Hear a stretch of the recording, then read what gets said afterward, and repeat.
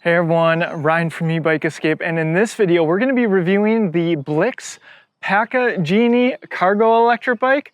So let's get into it. Before we get started with the walk around, if you are looking to purchase any of the models offered by Blix, we would really appreciate it if you use the link in the description before you make your purchase. It's a free and easy way to help support the channel and makes reviews like this one possible. Thanks in advance for your support. We'll also throw some other resources down in the description as well. Our electric bike accessories list, top e-bike brands page, and finally our electric bike discounts code page where we track all the deals on the electric bike brands that we follow. With that, let's get into the walk around of this awesome cargo electric bike. This is the Blix Packa Genie. Now this is the dual battery option. So the bike starts at $19.99 and it doesn't come with any accessories, so I'll call out all the optional accessories that we have on here. Blix provided those as well so we could show it off how we would personally use this electric bike. But if you want to opt for the second battery option, it's only an additional $300 more, and if you're familiar with electric bikes, you know that sometimes secondary batteries can cost $500, even more than that depending on the brand. So I think they're making this pretty affordable when you consider that you can get a dual battery electric bike for $2,300. Of course, it is optional. Speaking of the cost of electric bikes in general, let's get into the sponsor of this video.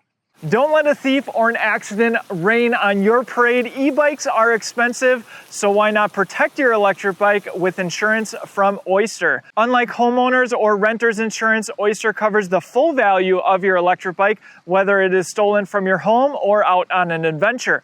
Plus, you can get coverage for liability and medical payments. The process is simple with only 5 steps. You might be surprised at just how affordable it is. As an example, our beloved 2021 Radwagon 4 with an MSRP of $2,000 plus our e-bike accessories would cost just $13.25 a month or $159 a year for us to insure here in Wisconsin. So head on over to the link in the description so you can get peace of mind and focus on what's important, having fun on your electric bike.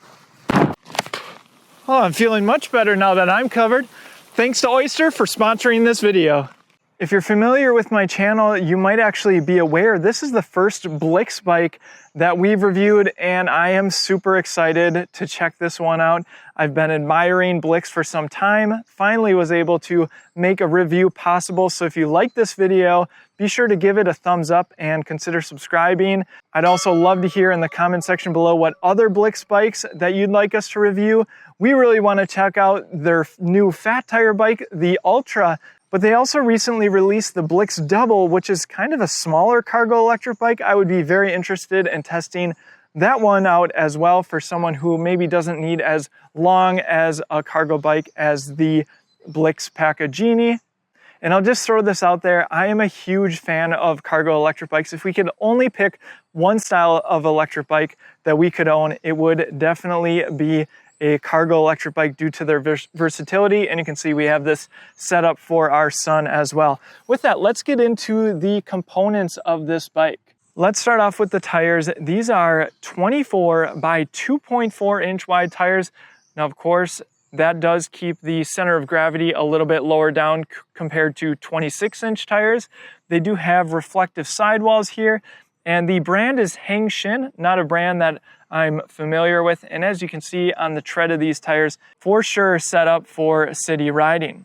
The Blix Packa Genie also comes with these plastic fenders with a rear mudguard, plenty of coverage down there, and it does bolt right to the front fork. These are 180 millimeter hydraulic disc brakes, Zoom branded, a brand we're very familiar with on this channel. We do see a lot of electric bike companies putting Zoom hydraulic brakes on bikes priced right around $2,000. And of course, hydraulic brakes aren't a given, so that is one of the standout features, in my opinion, about this bike. Quick release over on the right side of the bike, so if you want to pop off that tire, you can do so very easily. Up front, we have a rigid front fork, and you can see we have the optional front rack with the large basket. So as I mentioned, this bike comes with virtually no accessories, and then you can customize it to your liking, which I think actually makes sense because as someone who's a parent and I have children that ride on the back of this, it might be completely different, the accessories that you want to outfit this. Say maybe you're just using it to haul cargo and things like that. So I think that decision makes sense. So the front rack bolts onto this 3-bolt pattern here. And just a note, there is a nice Blix plate that comes on the bike. But then when you attach that front rack, you do take that plate off. And plenty of storage on this large rack, and you can actually mount this towards the rear. I believe you can even put 2 of these next to each other on the rear rack, which I'll show you here in a little bit. And what's really nice about the front rack is if you are putting children on the back, you do have additional room for storage. Below the front rack here, we do have the integrated, runs off the main battery front light. I do wish the front rack did come with some kind of bracket to make the headlight come down here, just so it is more visible when you are out on the road. And usually with these lights, they do provide some decent visibility at night. Though if you are riding in the daylight, I always like to have the external rechargeable lights that have a blinking mode. Let's talk about the cable management. Excellent job by Blix. They use this nice wrap to keep these cables really nice on both sides, and then they do come into one bundle and enter the bottom of the down tube. While I'm down here, I'll also point out that they do have a defloppulator. This just helps keep that front wheel from tilting sideways, both when it is on the kickstand, but also while riding, that can help a little bit as well. We have the Blix logo here, pretty understated branding, and really like this slate gray color. It also comes in teal and bright white, though I'm not sure at the time of recording, it looked like the single battery option, it looked like you could only get white, so not sure if they will eventually have those other colors in stock, but for the dual battery option, you can get all 3 colors. Moving up to the handlebars here, really like that Blix installed a adjustable stem that helps raise the handlebars up if you prefer, so you can get into a more comfortable riding position depending on your preference. And for me personally, after riding it around a little bit, I actually need to adjust this slightly upwards. We do have some relatively flat handlebars. They maybe have a slight swoop to them towards the rider. We'll jump into the cockpit here. So we have these rubber grips, non-locking. They do have a palm rest though. And on the right side, we have a matching grip. Just a note that you can install the Ergon roll-off Nexus grips. You can check out our video on that if you're looking for some locking grips, if you find that these move around a little bit when you're riding or after a long period of use. I already talked about the Zoom hydraulic disc brakes. On the website, it says they come with Bengal hydraulic brakes, which is a brand I am familiar with. Those brakes come on the Electric Bike Company bikes. So just a note, you might not get the Zoom hydraulic brakes, you might get the Bengal ones. In my opinion, maybe the Bengal ones feel just a little bit better than these Zoom hydraulic brakes, but something I noticed on the specs on the website I wanted to call out. Moving on to the right side, we have a bell that is included. And we don't see this too terribly often, but they did go with the Shimano Revo Shift, and this is a twist shifter here. You can see I'm in 7th gear. And you can twist it up here to go into lower gears and twist kind of down to get into higher gears. Very clear what gear you're in. Now this is a entry-level Shimano component, and really it's personal preference whether you prefer the thumb shifters, the trigger shifter, or a twist shifter like this. Let's jump into the controls here. Very simple controls on the left side here. Power button is going to be on the bottom here. Go ahead and turn this display on. Now, one of the things that I've been appreciating more and more is these really simple LCDs that are actually really easy to read in bright sunlight. It is a very bright day and I can read this display just fine. So while this isn't a fancy color LCD, it gives you most of the information that you should need. Show you the controls here, pedal assist from 0 all the way up to 5. We have the speed front and center, very easy to read. And then we have the odometer in the bottom, and hitting the bottom button is going to change the information displayed there.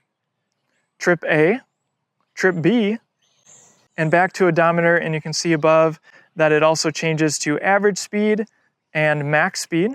Now on the top we have the battery capacity indicator. Now while there are a bunch of lines there, it's really just 5 bars. So once you use the bike and go down 1 bar, all of these little tick marks are going to go away. And you'll notice that it does say B2 on the top right-hand corner of the screen. Of course, that's for battery 2. And that's just telling you the current battery that's being used. It actually senses with voltage, I believe, what battery it needs to use. So when you're riding this bike, you'll see it switch from battery 1, battery 2, depending on which one is actually higher at the time. So both batteries will completely deplete at the same time, as opposed to depleting one and then depleting the other. Speaking of batteries, let's jump into the semi-integrated battery. So this is the one battery that you'd receive if you just buy the single battery version.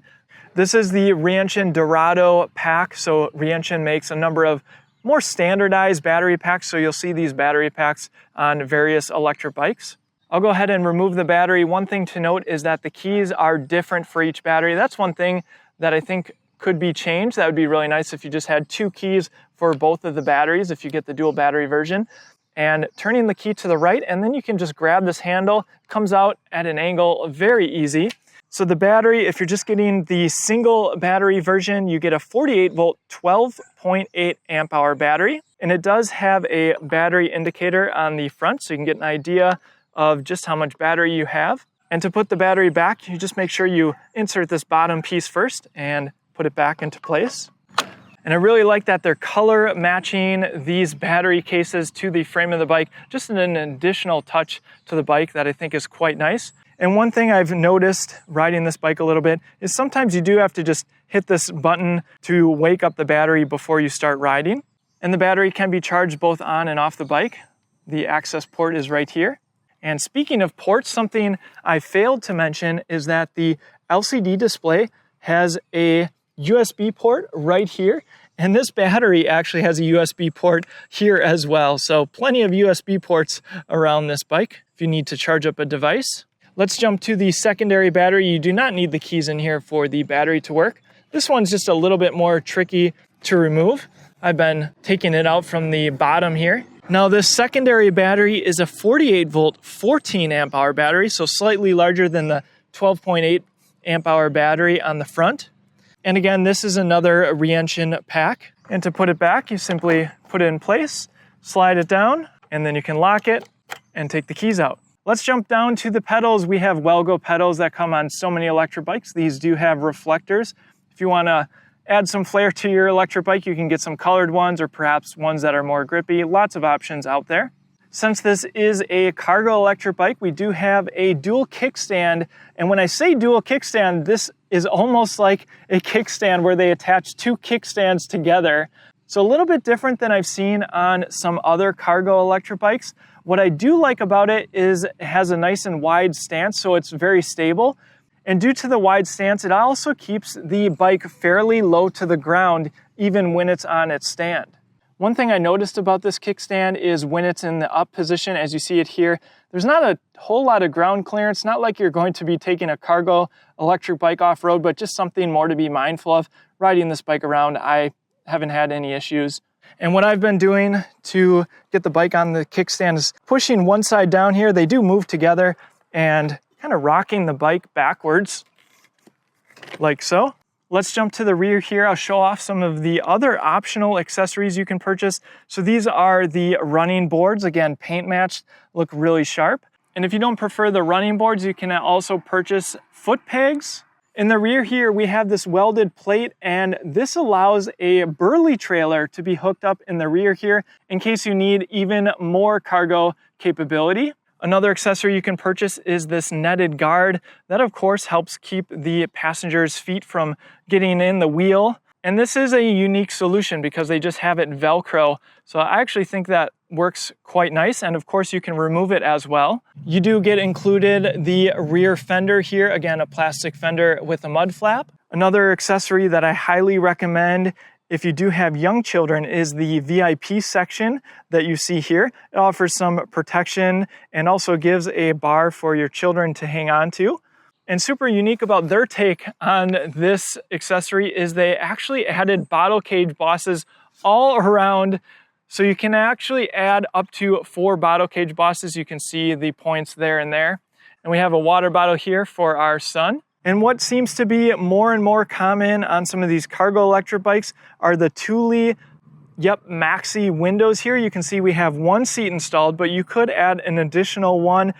We've been using these seats for now years. You can check out our video on it. It is a expensive accessory at around $250, but it should fit your children for quite a long time, especially if you purchase it when they're young.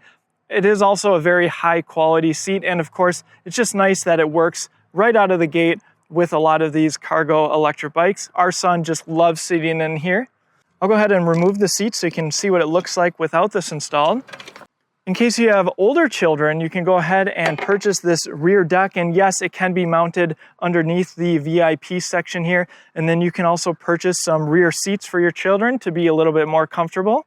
So again, just love all the accessories that they offer for the Blix Packa Genie. Moving on to the motor, this is a 750 watt motor that Blix says peaks at up to 1,350 watts. Stay tuned for our first person riding footage and we'll really see what this motor can do. For the rear freewheel, we have 14 to 34 teeth. They call this the Mega Range. And we have a Shimano Acera derailleur. Definitely a step up from some of the entry-level Shimano components, so I think that's a nice additional touch. In the front here, we have a dual-sided metal 48-tooth front chainring. I talk a little bit more about the gearing coming up here in the first-person riding footage. We have a Cello Royale saddle. In my opinion, this saddle is a little bit firm. I'd probably upgrade it to something on our electric bike accessories list where we compile some of the seats that a lot of people purchase. Another thing I wanted to call out is the accessibility. You can see that this frame comes super low, making it very accessible to shorter riders. This is actually something my wife called out right away, just how easy it was to get her leg over this mid-step frame. All right, with that, let's get into some first-person riding footage and we'll see how fast this bike can go and take it up our large hill climb test. Okay, first-person riding footage on the Blix Packa Genie. I'm actually very excited to see what this electric bike can do. Just a note, I did go into the advanced settings and overrode the speed. It does come shipped as a Class 2 electric bike with the top speed of 20 miles per hour or 32 kilometers an hour with the throttle or pedal assist. So I like to show off the power of these electric bikes. But you should make any changes in the advanced settings at your own risk. And of course, be sure to follow all local laws and regulations. I have the speedometer app by Cool Nix here to check our speed with the display. And just a note, you do have throttle in pedal assist 0, something that differs depending on the electric bike. Here we go, throttle only, 3, 2, 1, go. 4 miles an hour, 8, 13, 16, 17, there's 20, 21, 22, 24, 25, 26,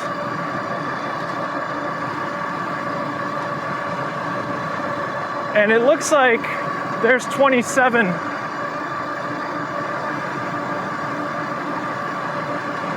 Looks like now it's holding us at either 26 or 27 miles an hour. And I did have the batteries all charged up. I do get the question when people see me riding an electric bike, can you ride it with no power? And they're heavy bikes, any electric bike, or most electric bikes I should say, but you can pedal them without the battery, though you're just not going to go very fast. I'm shifting down into 4th gear here and still getting a decent bit of a workout here, going about 10 miles an hour.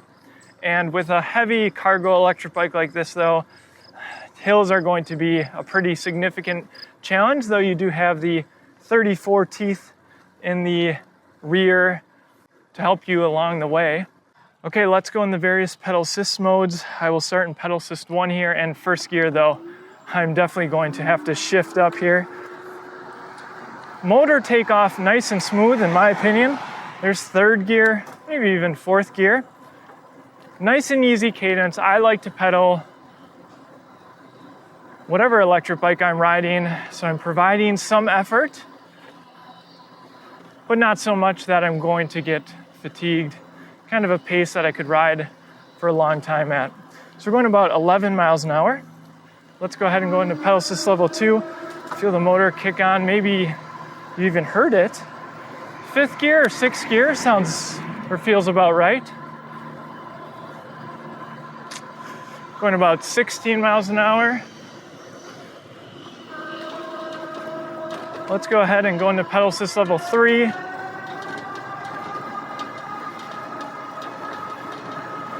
And we're hitting about 19 miles an hour. And I could probably shift up into 7th gear. Let's go ahead and go into pedal assist level 4. I do have the wind working against me a little bit here, I think. There's about 23 miles an hour. And legs are starting to spin a little bit, though I am able to provide some of my own power. But usually on the electric bikes I review, unless they have a giant front chain ring, when you get above 20, 21, 22 miles an hour, it is difficult to provide your own human power unless you make some modifications. All right, let's go into pedal assist level 5, and I'll actually start from a stop here. All right, pedal assist level 5, still in 7th gear, so it'll take a little bit. There we go, feel the motor, feel the acceleration here. And we'll see what this bike can do. There's 26, 27 miles an hour. And not quite ghost pedaling, but definitely spinning my legs at a faster cadence than I'd prefer. There's 28 miles an hour. Seems like it's holding me there. So this would be too fast of a cadence for me to pedal for a long period of time. Though if you have precious cargo in the rear, you probably don't want to be going this fast anyway, but it's good to know that the power is there. So top speed of 28 miles an hour while pedaling. All right, so we know what this bike can do on flat ground, but let's take it up our large hill climb test. Okay, hill climb test. This is the hill that we test out all of the electric bikes we review, so you can compare and contrast the bikes. First test will be throttle only. We'll throw a picture of the hill on the screen because it looks so much smaller from the GoPro. We'll also throw the specs of the hill on the screen as well. And we'll get up to speed here before the hill actually starts. Be very curious how this bike does. All right, there we're getting to 26 or 27 miles an hour on throttle alone. And really the hill is starting now. 24, 23, 20, 19, 17, 16,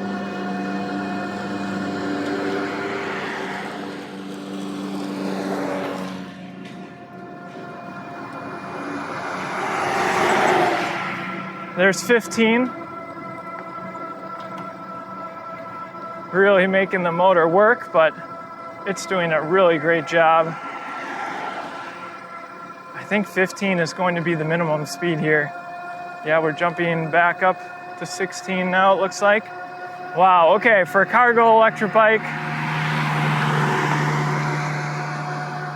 very, very powerful.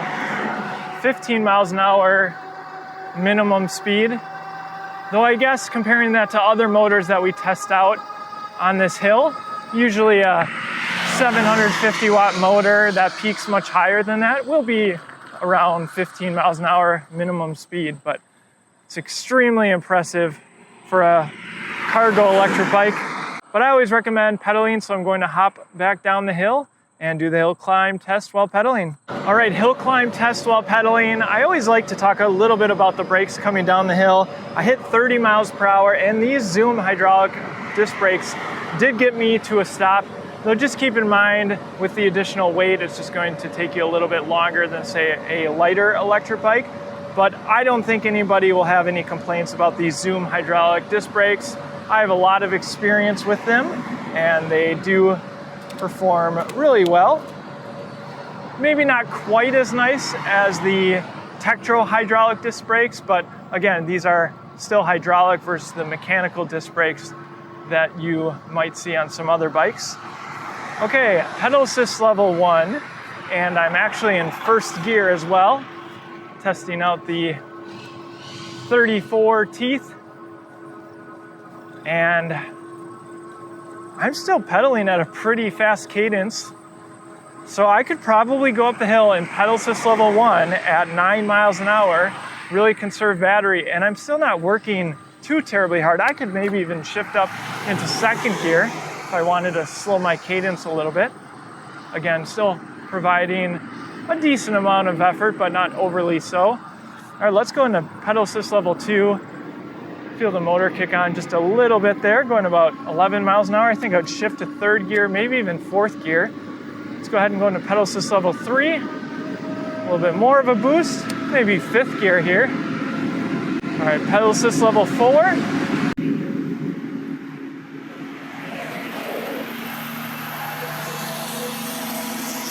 And maybe even sixth gear. Let's go ahead and go into pedal assist level 5.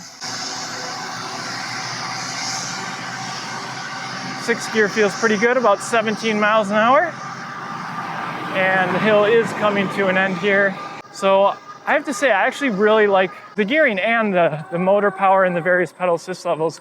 There's some electric bikes that in pedal assist level 1, and with the gearing, there's just no way that you're gonna be able to do it.